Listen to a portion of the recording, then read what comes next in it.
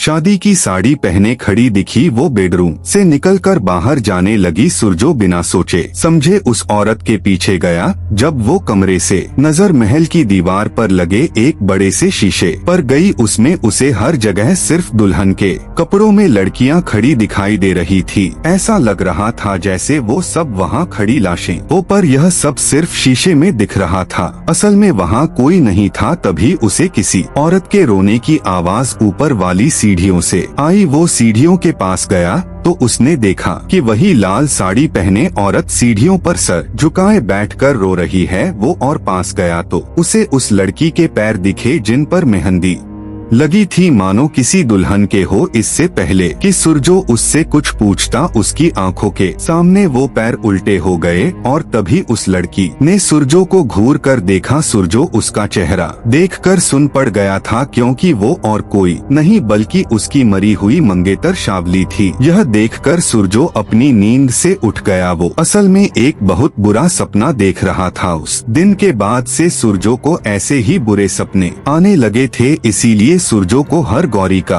आशीर्वाद दिलवाने के लिए सुरजो की माँ ललिता उसे पास के एक हर गौरी मंदिर ले गई और उसी मंदिर में उनकी मुलाकात नोयनतारा से हुई। ललिता ने नोयनतारा को देखते ही समझ लिया था कि सुरजो की जिंदगी को यह लड़की बदल सकती है। इसलिए उसने नोयनतारा और सुरजो की शादी करवाने का फैसला किया। शादी सुरजो नोयनतारा को परी महल में ले आया था, लेकिन नोयनतारा को जरा सा भी अंदाजा नहीं था कि परी महल में कितने सारे साए और कितने सारे राज उसका इंतजार कर रहे हैं। परी महल में भी उन सायों को यह नहीं पता था कि नोयनतारा कोई मामूली लड़की नहीं है। नोयनतारा सुरजो से शादी करके बहुत खुश थी, पर सुरजो ऐसा महसूस नहीं करता था। शादी की पहली रात ही सुरजो ने नोयनतारा को कह दिया था कि उसने यह शादी सिर्फ अपनी माँ ललिता के कहने पर की है। नोयनतारा को यह सुनकर बहुत बुरा लगा, पर वो जानती थी कि समय के साथ वो सुरजो का दिल जीत लेगी। उस रात नयनतारा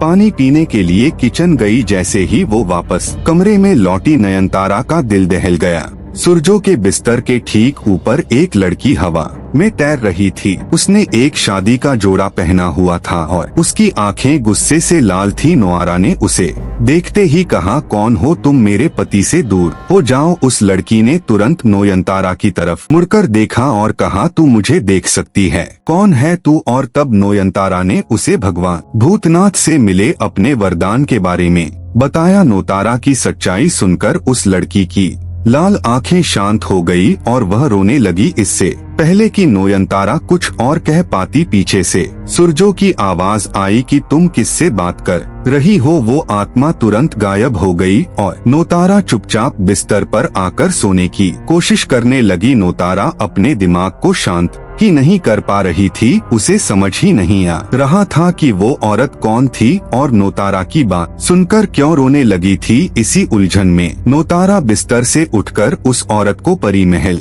में ढूंढने चली गई। रात के अंधेरे में परी महल बहुत ही डरावना लग रहा था। उस महल की हवा में एक अजीब सी घुटन थी। नोयनतारा उसे हर जगह ढूंढने लगी। तभी एक बंद कमरे से आवाज आई। जब नोयनतारा उस कमरे में घुसी तो उसकी रूह कांप उठी। उस कमरे में बहुत सी लड़कियां शादी के जोड़े में खड़ी हुई थी और नोयनतारा को देखते ही उल्लू ध्वनि निकालने लगी। उनकी आवाज इतनी तेज थी कि नोयनतारा घबरा गई, पर उसने देखा कि उनके बीच में वही औरत भी थी जो नोयनतारा को कमरे में दिखाई दी थी। नोयनतारा ने उससे पूछा, तुम कौन हो? उस औरत ने जो जवाब दिया वो नोयनतारा ने सपने में भी नहीं सोचा था। उसने बताया कि मरने से पहले उसकी शादी सुरजो से होने वाली थी, पर शादी से पहले ही सुरजो ने उसे जान से मार दिया। उसने कहा कि उसे मुक्ति तभी मिलेगी जब वो अपनी मौत का बदला सुरजो को मारकर लेगी और नोयनतारा को उसकी मदद करनी होगी।